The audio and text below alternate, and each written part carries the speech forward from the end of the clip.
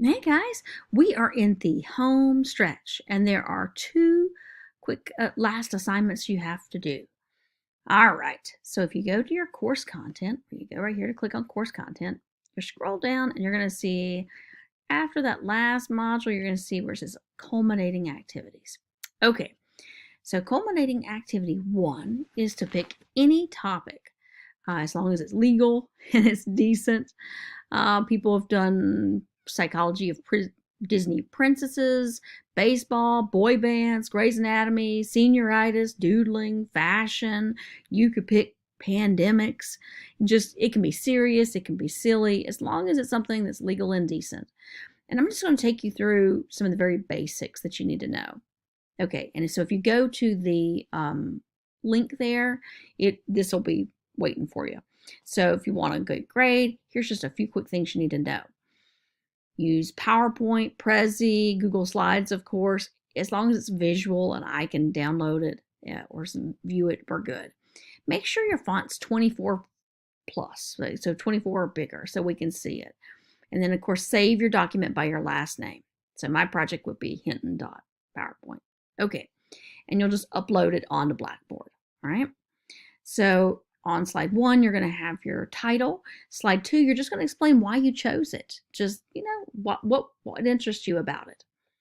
Okay, so you're going to be picking 10 terms from 4 different modules of instruction. Here's some hints about the terms you pick in order to get full credit.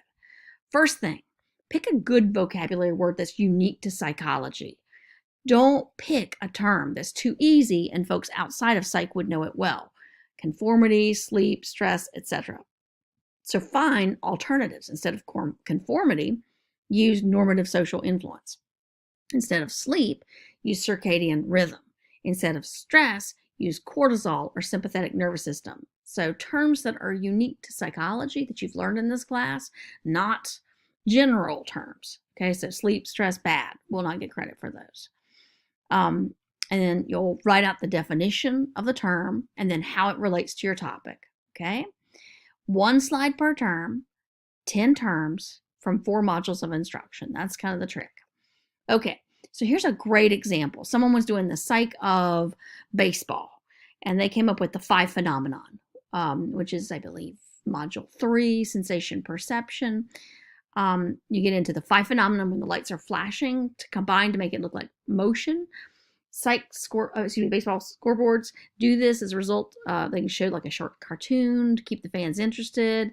All right, and again, cite your sources for your images, and if you are using anything outside of the materials I've offered you. So if it's something you already have from my lessons, you don't have to cite it, but you'll need to mention the module here at least and cite if it's outside of my class. Okay. Aggression was too general of a term, like a person outside of psychology would know this one. So that wouldn't have scored. But a better one where you could take the same idea, frustration aggression principle, that would score. This says that people become frustrated and aggressive when they meet an obstacle blocking them beyond their goal. And baseball coaches and players sometimes get frustrated and overact at the umpire. And then this is a video clip that you click on to show an example of frustration aggression in baseball. All right. Person perception. This didn't score because it's a psych term that wasn't even used in our psych class. Like, make sure that if it's something outside of psychology that we haven't talked about in class, that you get permission to use that in order to get credit.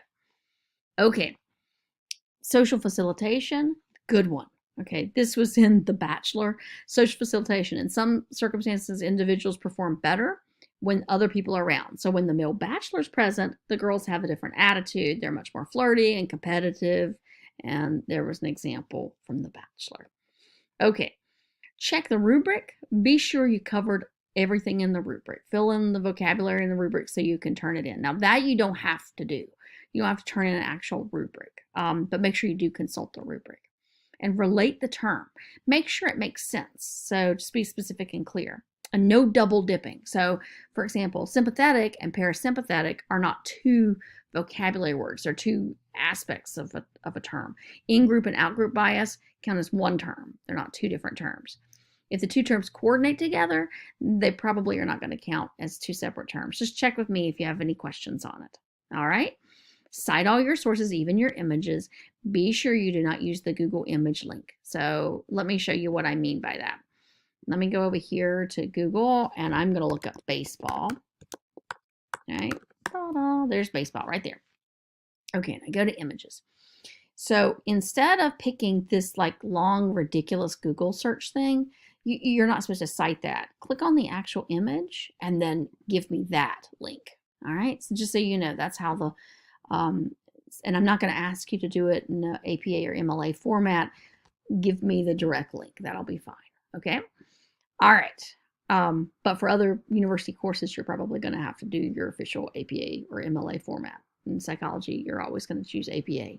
Okay, notes in the book don't need to be cited, so you're fine. All right, I hope that helps. The second assignment, so if you go over here to culminating activities, and you can get extra credit by clicking here and sharing your project. So turning it in here, but extra credit if you submit it here. And so that people can reply and comment and see your cool stuff that you've been working on. All right.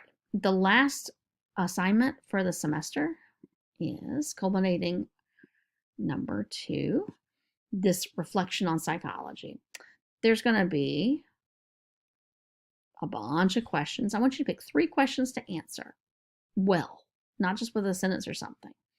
And then you're going to reply to 2 other people's posts. So answer 3, reply to 2, 5 total posts that you would have. And this will be due before the end of the semester, so the end of the week. I'm hoping to get this no later than Thursday from you. Okay, have fun with it. Let me know if you have any questions.